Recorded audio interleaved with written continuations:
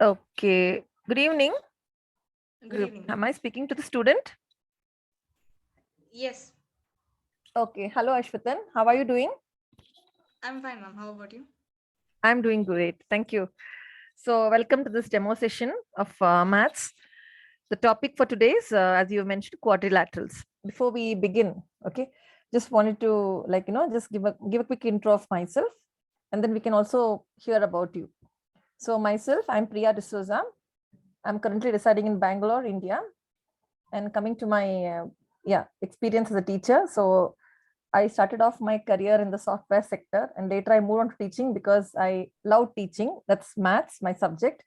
And because of this passion, I moved on to the field of teaching, and I've been teaching since past 12 plus years. So I've taught across different platforms, that is CBSE, icse, and igcse as well. Coming to my other things, I've also been into worked as a content developer for CBSE grades 9, 10.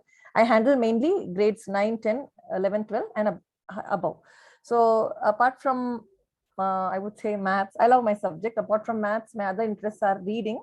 I'm a reader, and I also love playing music. So this is I play my keyboard. It's my hobby. So this is about me. So can we hear a little about you, Ashwatan? Yes, my name is Ashwatan. I'm studying in class 9, PSB Millennium. And Okay.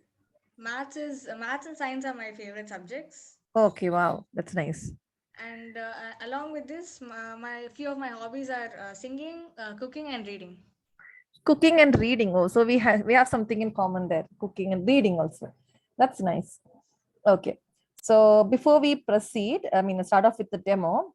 I would just like to learn a few things. As in, is this topic new to you? Has your school already introduced to this, or like how is it? So that it will help me to understand from where I should take it.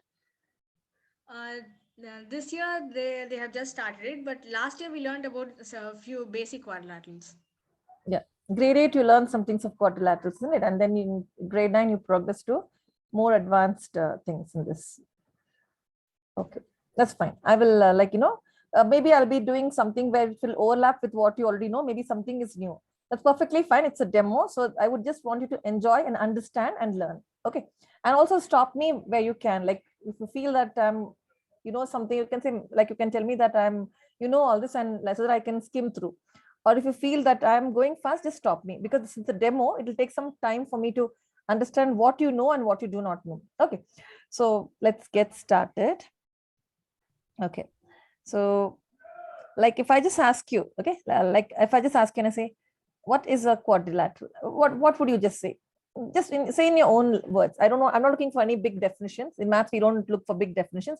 It's just about understanding now. So if I say quadrilateral, what would you say for a quadrilateral? It is a closed four-sided polygon. Very good. Yes, closed. And that's why it's a polygon, isn't it? It's a polygon. So by the very definition, I mean, I'll draw a general quadrilateral, not something which is like a square or rectangle, general one. Okay.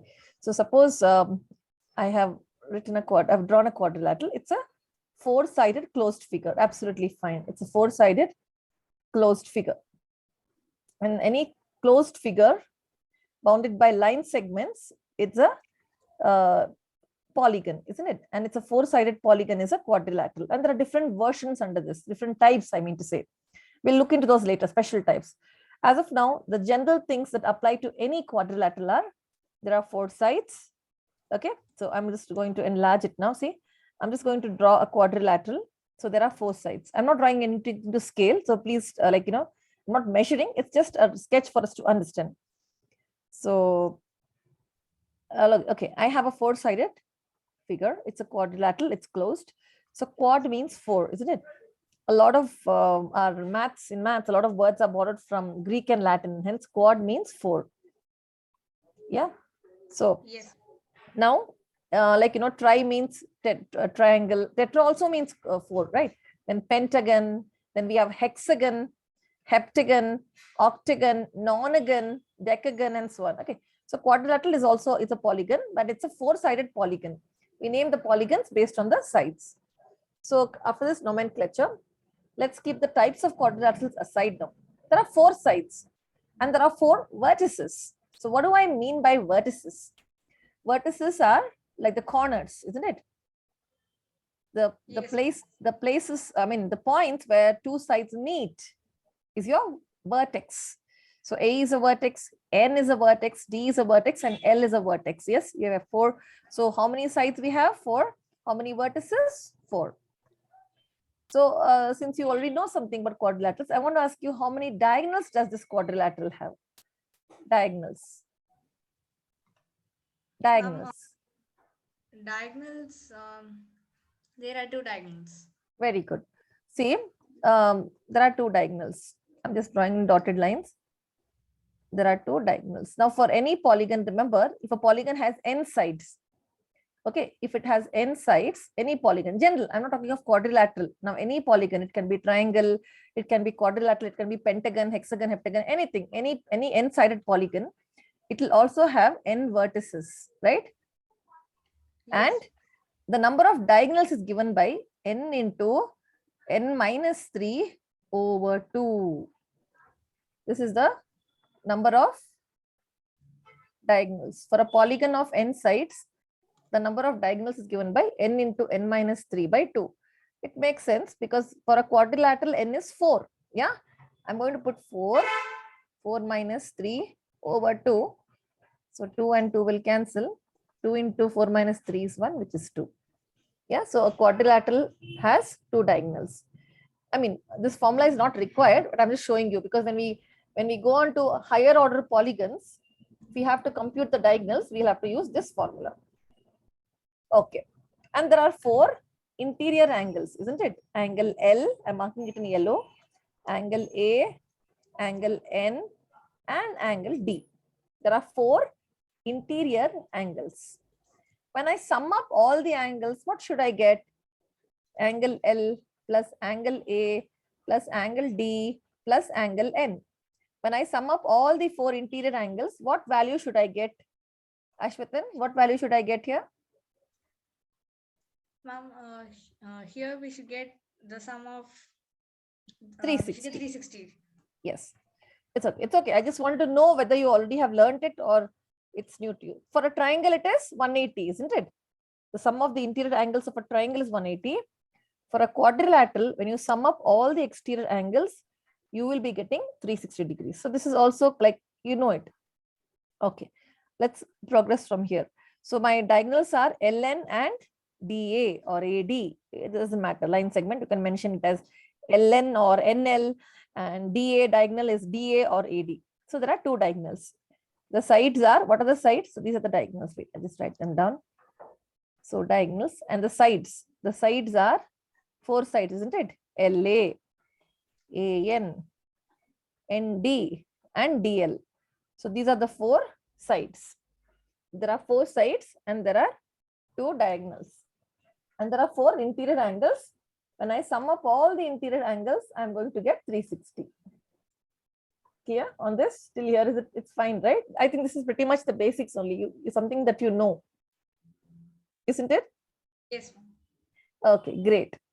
So maybe we should do a small problem. Okay, just I'll do one small question. We'll do it together. You can also please give your inputs and we'll work together, I'm saying. So the question is, the interior angles of a quadrilateral. So if you have a notebook and a pen with you? Yes, ma'am.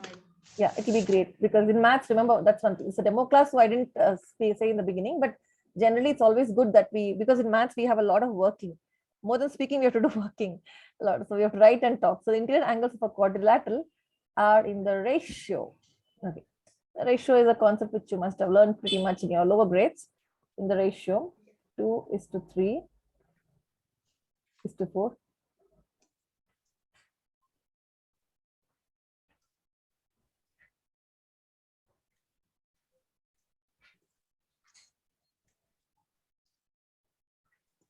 Okay, 2:3:4:9. So the sum of the interior angles, sorry, the ratio is given by, the ratio of the angles are 2:3:4:9. find the largest angle. So obviously it's a quadrilateral. So what's so big in this? 4 angles are given. Angles aren't given. Of course, the ratio in which they are is given. So all the angles are different. It's not that 2 angles are same. All of them, the ratio is different. So the ratio is given. And I need to find the largest angle. So how do you think I should proceed? Let the angles be. Ma'am, Yeah, 2x you go ahead. plus 3x Very good. plus 4x plus 9x is equal to 360. Very good. 2x plus 3. The angles are 2x, vx, 4x, and 9x. Very good. These are the angles. I'm going to sum all of them. When I sum them up, I should get what?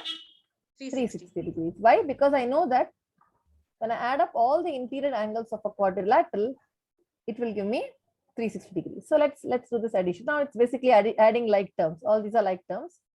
2 plus 3 is 5. 5 plus 4 is 9. 9 plus 9 is 18. So 18x is equal to 360 degrees. Now this is our linear equations, which we are very familiar with. Simply I've just added all the like terms. Great. So x is equal to 360 divided by 18. I know my 18 tables. 18 cuts 1 time, 18 cuts 2 times, and there's a 0, it's 20. So we know the value of x now. That doesn't solve the purpose, right? Because we need to find the angles. And do we have to find all the angles?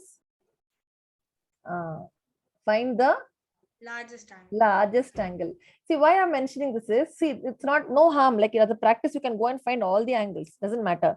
But when you come to MCQs, if not now, even later on, I'm just saying in grades higher also, what happens is you have to be specific because your options are given. Okay, A, B, C, D. The options would be given, and it's like sometimes to confuse, they might even get the smallest angle. So don't waste your time. So be very question specific for MCQs. So find the largest angle. The largest angle, of course, corresponds to the largest ratio component, which is 9x, isn't it?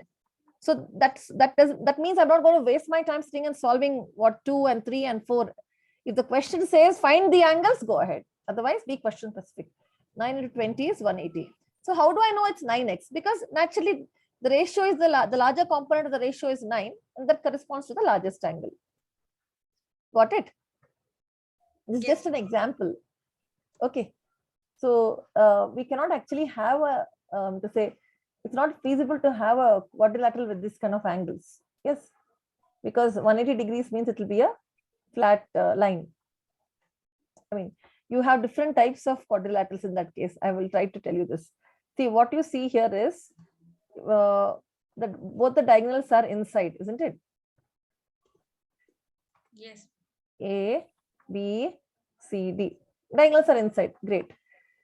So this kind of a quadrilateral, well, both the diagonals are inside and each angle is less than 180 degrees. It can be obtuse also. Okay. It can be 120, it can be 90, it can be acute, doesn't matter. But each of the interior angles, angle A, B, angle C and D, each of them will be less than 180 and both the diagonals are inside. That is a convex, what is it called? It is a convex quadrilateral, convex. And in this grade 9 CBSE, we'll be dealing only with convex quadrilaterals. There are concave quadrilaterals also. So now, do you think this is a quadrilateral? What I've drawn here? No, ma'am, it's not a quadrilateral. Are you sure, Ashwatan? See? Oh, it is. It is WO, OL, LF, FW.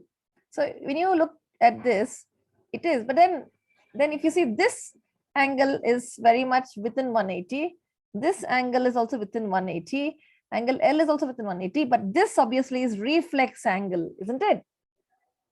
So one angle is greater than 180. Obviously, some up till here it is 90. Then you go, it becomes obtuse. When it bends, it becomes reflex angle, isn't it? So this angle F and X, this one, the inner one I'm saying, it will be greater than 180. So it's a reflex angle. And look at your diagonals. See, diagonal, basically see, when you connect two neighboring vertices, you get a side. When you connect two non-neighboring vertices, you get a diagonal, isn't it? That's the definition of diagonal. So you come back to our convex quadrilateral, ABCD. Look, just follow my point, Ashwatan. The neighbors of A are B and D, isn't it? The neighbors of A are B and D. Now what happens is, C is the opposite vertex of A, right? C is the opposite vertex of A. So when I join A and C, I get a diagonal, isn't it? When I join A and B, it's a side. When I join A and D, it is also a side. When I join A and C, it is a diagonal. Got it? Yes, ma'am. Similarly, look at vertex B. The neighbors of B are A and C. And D is far away. It's the opposite vertex of B. So when I join B and A, it's a side. When I join B and C, it's a side. When I join B and D, I get a diagonal. That's the definition of a diagonal, in fact. The aligned segment inside a polygon which connects to non-neighboring vertices. So now for O, the neighbors are, now coming to our wolf, I've named it as wolf. That is a quadrilateral. It's a concave quadrilateral. Okay, because you can see that vertex F is like going inside, like a cave, isn't it? It's like jutting inside. More than that, that angle is a reflex angle. And also beyond that, look at the diagonals. When you join O and F, it's a diagonal, right? Because if I'm going to open this out, I can open it out like this, right? It's like this point could have been somewhere here, isn't it? You're able to visualize this. If I'm able to stretch it, if I'm given a chance to realign, maybe I can, this F I can rewrite it as somewhere here. See, I have my O and L, and then I have my W. Then maybe that WF I can bring it here, and the F and L I can realign it if I want, or I can push it in. When I push it in, it becomes a concave quadrilateral, isn't it? That's what has happened here. So OF is a diagonal, but it's inside. But W and L are non-neighboring vertices, isn't it? Can you see W and L? So WL is also a diagonal, and WL is a diagonal which is in the exterior. So it's a diagonal which is in the exterior. So if one diagonal is in the exterior, it becomes a concave quadrilateral. Just for you to understand, convex and concave quadrilaterals. Is this part clear? Yes, ma'am. No, let's not go much into it. I just wanted to appreciate this point, because whether it is concave or convex, end of the day, remember the sum of the interior angles is going to be 360 degrees. One more thing that you need to remember is sum of the exterior angles. Now, be it triangle, be it a quadrilateral, be it a pentagon or anything, whatever it is, when you wait a minute, I'll just so I have a quadrilateral ABCD. So now I'm going to find the exterior angles, sum of exterior angles. So for whatever it is, the sum of the exterior angles for any polygon is what? Sum of exterior angles is 360. For a triangle also, if you see, I'm just trying to bring a comparative study. So I'm not going to triangles. It's just that so you appreciate this point. If this is angle X degrees, it is exterior of the triangle. Y degrees is also exterior, and Z degrees is exterior. X plus Y plus Z will be what? 360. Yes. So the sum of the exterior angles is 360 for any polygon, and that will also hold good for quadrilateral. So for any polygon, the sum of the exterior angles is 360. So this angle and this angle and this angle and this exterior angle, when I sum up all of them, I should get 360 degrees. Up till here, is it kind of okay? I mean, yes. Okay, I'll just move on to tell you about different types of quadrilaterals. I think this much should be enough for as far as the basics are concerned. See, I didn't want you to, because see, quadrilaterals might be familiar to you, might not be familiar, but so that you have understood something and you'll be able to relate it back to what you studied in grade 7 and 8. Now, coming to this quadrilaterals of grade 9, we actually have different types of quadrilaterals. So we have, see, some things remain the same. I mean, all things remain the same for a general quadrilateral. Some of the exterior angles is 360. Some of the interior angles is 360. It has 2 diagonals. It has 4 vertices. All this will hold good. Now there are some special types of quadrilaterals. It's worth learning about them because those are the ones which we might be using very often. Okay, so first one is your trapezium. Trapezium. So trapezium is a quadrilateral. When I say it's a quadrilateral, of course, it's going to satisfy, it's going to have all the properties, it's going to show up all the properties of a quadrilateral and something additional. That's why it's not called a quadrilateral. It is called as a trapezium because it has something extra, right? That's why something beyond the general things. So you have, of course, you'll be having 4 sides, but 2 sides will be, 2 of the opposite sides will be parallel. It has 4 sides. So if I'm going to name it as A, B, C, D or whatever, I'm having a quadrilateral. It is a quadrilateral in the sense that there are 4 sides, A, B, B, C, C, D and D, A. Okay. But more important than that, if I'm going to look at A, B and D, C, they will be parallel. You've learned about parallel lines, isn't it? Yes, ma'am. Parallel lines, they do not meet, however far they are extended, right?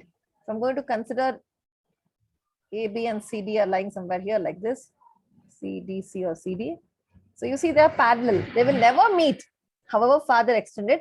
But one thing that is certain is the distance between them will always be fixed. It's going to be a constant. Whatever is the distance, see, the distance between them is going to be fixed. So neither increasing, neither decreasing. So in a trapezium, 2 of the opposite sides are parallel. Not all.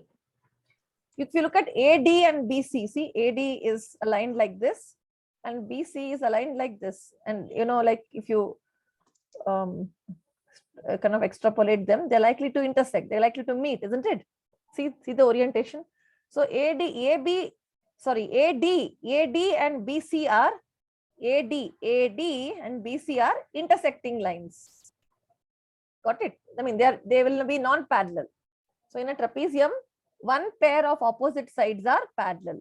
So just the buzzword is, it's a quadrilateral where 1 pair of opposite sides are parallel. Okay. So next we'll move on to the other type of quadrilateral, which is a kite. Now in a kite, of course, the same things hold good. The basic things are there. You have 4 sides and 4 vertices. I'll name it by the name of the quadrilateral itself, KIT. So there are 4 vertices and 4 sides. But what is so special in this quadrilateral and why am I calling it as a kite is because it has some additional properties. See, these 2 sides will be equal. KI will be equal to KE and ET will be equal to IT. Non-overlapping. So 2 adjacent sides, any 2 adjacent sides if you take, they will be parallel. Yeah. So KE will be equal to KI. Like if KE is equal to 5 centimeters, KI will also be 5 centimeters. Likewise, if ET is 7 centimeters, TI will also be 7 centimeters. So I've put the stroke. See, ET is equal to IT or TI and KE will be equal to KI. That is one thing. But that's just not it. There's something beyond this in a kite. In a kite, now, see in a trapezium also, just going back to trapezium, you have 2 diagonals, nothing big about it. See, this is AC and this is BD. Okay, we have 2 diagonals. In a kite, because kite is a quadrilateral, we'll have 2 diagonals, isn't it? But so the specialty about kite is the diagonals are perpendicular, orthogonal, all these mathematical words. They meet at 90 degrees. So in a kite, the diagonals meet at 90 degrees. That's not the case with your trapezium. There's nothing like that. I mean, in trapezium, we don't have a rule, but in a kite, the diagonals meet at 90 degrees. So have you heard of this kite before? Yes, ma'am. Okay. The third thing, I will break it on the next page that I'll mention it here, is your parallelogram. And that's like everything, a majority of the chapter is about this. So what is a parallelogram? See, in a trapezium, I spoke about 1 pair of opposite sides being parallel. But in a parallelogram, I'll just take you there. So parallelogram, parallel, the word itself is saying parallelogram. It's a quadrilateral where both the pairs of opposite sides are parallel. If you go back to your trapezium, in a trapezium, it's only one pair. The other pair of opposite sides will be non-parallel. If I'm saying ABCD is a trapezium, just look here. I'm just trying to do a comparative analysis. AB will be parallel to DC. AB is parallel to DC. But AD and BC will not be parallel. AD and BC will not be parallel. They are going to intersect. It's obvious. But in a parallel, that's about a trapezium. Okay, we'll leave a trapezium aside. In a parallelogram, both the pairs of opposite sides are parallel. AB is parallel to, AB will be parallel to DC and AD will be parallel to BC. That is about our parallelogram. And under parallelogram, there are different types. But first, we need to understand why it is called as a parallelogram. Just that AB is parallel to DC, AD is parallel to BC. That doesn't tell me everything, right? It's just, I mean, there are many more properties of a parallelogram. One more important property is opposite sides are equal. AB will be equal to DC. So rather I can say opposite sides are equal and parallel. So AB is not only parallel to DC, AB is equal to DC, as you can see here. Okay, so AB is equal to DC and AB is parallel to DC. Likewise, take the other two opposite pairs.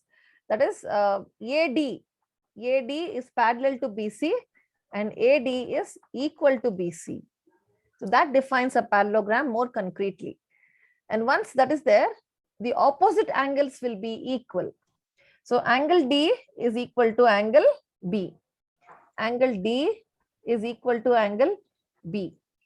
And angle A will be equal to angle C. Angle A will be equal to angle C. That is, opposite angles are equal.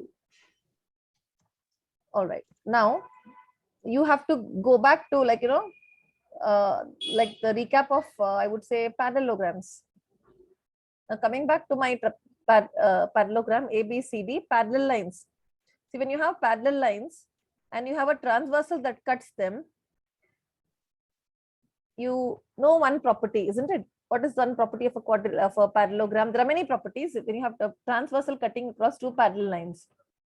What can you say about X and Y, Ashwatan, here? This is about parallel lines and there's a transversal. See, just follow my pointer. What can you say about X and Y? X and Y are equal. No, dear. X and Y are not equal. They are supplementary. Sorry, supplementary. They add up to 180. Okay. 180, so A, B, C, D. So that means angle A is equal to angle C. Angle D is equal to angle B. But angle A plus angle D will be equal to 180. Angle A, likewise, angle A, because D is equal to B, I can replace D by B. That is also equal to 180. And likewise with C and D, other things. Angle C plus angle D is also 180 because I can replace A by C. A is equal to C. So what is the inference here? That is, opposite angles are equal, adjacent angles are supplementary. Okay, that is one more property of a parallelogram. Till here, is it fine? I mean, are you like able to recap the concepts of, properties of parallelogram? Yes, ma'am. There's one more thing which is very important, very, very important. Because let's say I just give you a quadrilateral. I'm not saying anything about it. Neither am I talking about sides, neither am I talking about angles. I'm not going to talk about sides. I'm not going to talk about anything, interior angles, supplementary angles, adjacent, opposite, nothing. I'm just going to tell you one thing. I'll tell Ashwatan, I have a quadrilateral. Okay. So QUAD is my quadrilateral. And I'm just telling you that the diagonals bisect each other. I'm only talking about diagonals. QA and DU. QA and DU. So I'm saying that they bisect each other. The word bisect. Sect means cutting. Bi means two equal parts or two halves, we say.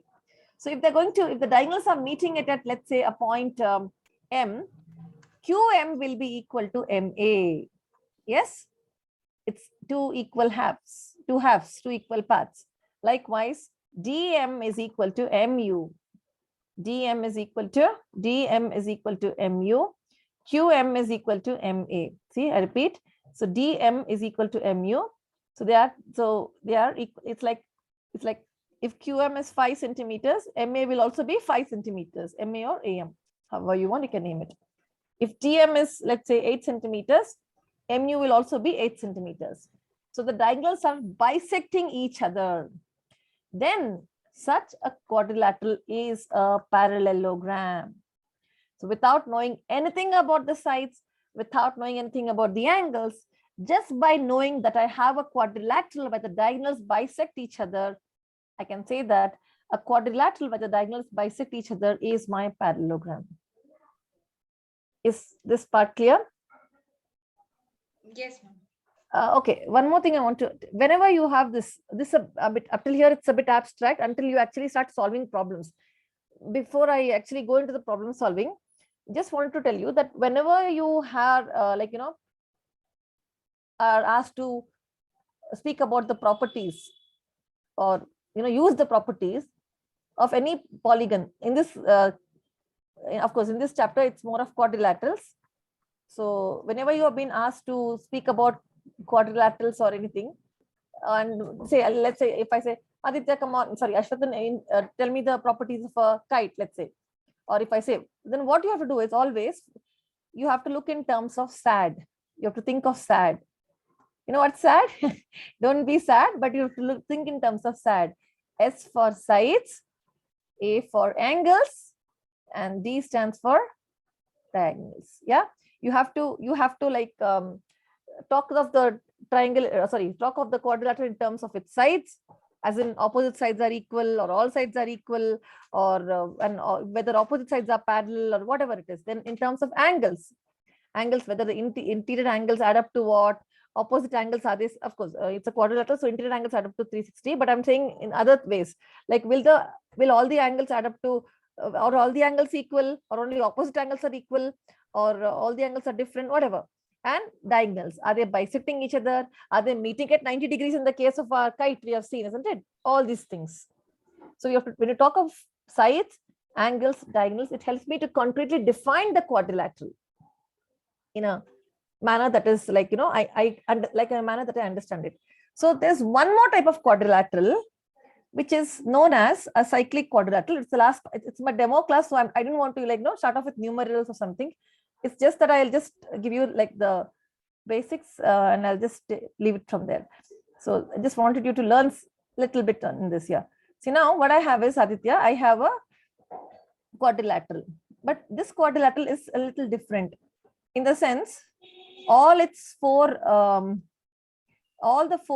vertices lie on the circle. Okay, see, it's like you can also have circles like this, isn't it? So you can have a circle like this, and then you can have a quadrilateral like this. No, this is not a cyclic quadrilateral. A cyclic quadrilateral is a quadrilateral where all the four vertices lie on a circle. Yeah. So if I'm going to define my let's say MIND is a cyclic quadrilateral. So what is the cyclic quadrilateral? It is a quadrilateral. It's just that all the four vertices lie on the circle. It's a cyclic quadrilateral. So here MIND is a cyclic quadrilateral and not this one, because you need to have all the four vertices, not just 3 or 2 of them lying. If all the four vertices lie on the circle, it becomes a cyclic quadrilateral. And there are some properties of a cyclic quadrilaterals also. In a cyclic quadrilateral, the opposite angles add up to 180, as in they are supplementary. Okay, this is what you need to know. And then we can so there are different types of quadrilaterals. We have just seen like an introduction.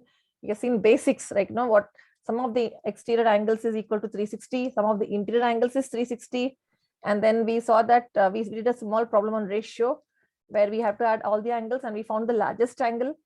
Okay, and then we saw the different types. A trapezium where one pair of opposite sides are parallel. In a kite, we have seen that 2 sides are equal, isn't it? That is 2 adjacent sides are equal, and the diagonals meet at 90 degrees. Okay, the diagonals are perpendicular. And then in a parallelogram, we have seen opposite sides are equal, opposite sides are parallel, opposite angles are equal, adjacent angles are supplementary. More importantly, if I'm not going to even talk about sides and angles, only in terms of my diagonals, diagonals bisect each other, that quadrilateral becomes a parallelogram. Of course, parallelogram, there are different types. You're familiar with square and rectangle. This is something that we have seen since primary level, isn't it? Square and rectangle. There's one more, which is rhombus. These are the three special types of parallelograms. I'll have to do it later on. Like in this, I can stop at this. And the last thing is my cyclic quadrilateral. In a cyclic quadrilateral, we have seen that opposite angles are supplementary. The speciality is all the four vertices will lie on the circle. Not every quadrilateral can become a cyclic quadrilateral. Only there are certain types. One important property of a cyclic quadrilateral is the opposite angles will add up to 180 degrees. So this is as far as cyclic quadrilaterals are concerned, and quadrilaterals are concerned. I just would like to stop with the session here. Any doubts or anything that you would like to ask me, Ashwatan? No, ma'am. All clear. No questions. All right. No, because I remember my professor when he's done with the explanation, just to ask us any doubts. Any doubts means when you say no, there are two things: you understood everything, or you did not understand anything. So which category are you? Ma'am, I understood everything. Okay, that's great. No, I know most of it was a recap. I was just trying to slowly bring you to the ninth. It's sort of a bit of theory class, more of it, because I didn't before I do problems, I wanted to understand thoroughly the properties. Yeah, in terms of SAD that we'll take. I mean, I didn't want to put everything in one demo, and it will be too much. Like because we have to talk about sides, the angles, the diagonal, and the comparative study. Because if I just ask you, okay, come on, tell me what's the difference between a square and a rectangle. One obvious thing is in a square, all sides are equal. In a rectangle, opposite sides are equal. There's one more difference in square and rectangle. Can you tell me in terms of, you tell me. So Ashwatan, just before we wind up, just a small question. In terms of what you say, anything, sides or angles or diagonals, if I ask you to bring about one difference between a square and a rectangle, what is it? One I already mentioned. In a square, all sides are equal. Rectangle, opposite sides are equal. Anything else that you would like? In square, the diagonals are equal. In rectangle, the diagonals are not equal. Are you sure? Are you sure? Okay, no problem. I understand there's a bit confusion. In both rectangle and square, diagonals are equal. But the difference lies in where? I'll tell you. 1 minute. 1 minute, I'll tell you. I hope this looks like a square. I mean, I'm not drawing it to scale. It's just a built-in thing. 1 minute. A, B, C, D. And let's say E, F, G, H. I'm just checking. So E, F, G, H is obviously my square. All sides are equal. And here opposite sides are equal. So it's a rectangle. AC will be equal to BD. In a rectangle and square, in a rectangle, diagonals are equal. Okay, and so is the case with my square. EG will be equal to FH. The difference lies in the angles when they meet. In a square, they meet at 90 degrees, just like our kite. Okay, they meet at 90 degrees, but in a rectangle, need not be. This can be, let's say, 130, and the other angle will be 50, like that, linear pair, no? So, but that's one thing, okay?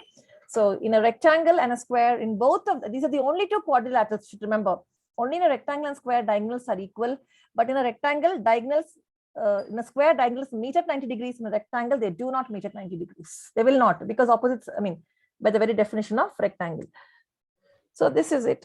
And I hope you got to learn something. I hope you enjoyed the session. Yes, ma'am. Okay. Yes, before I leave. So would you... I think it was fun, ma'am. So Ashwatan, yeah, I hope you liked the demo. Any feedback you would like to give? Feedback. Okay, no issue. So I think we can just exit the session. Thank you. Thank you, everyone. Thank you, sir. Thank you. Thank you, Ashwatan. Yeah, thanks. Bye, sir. Thank you. Bye.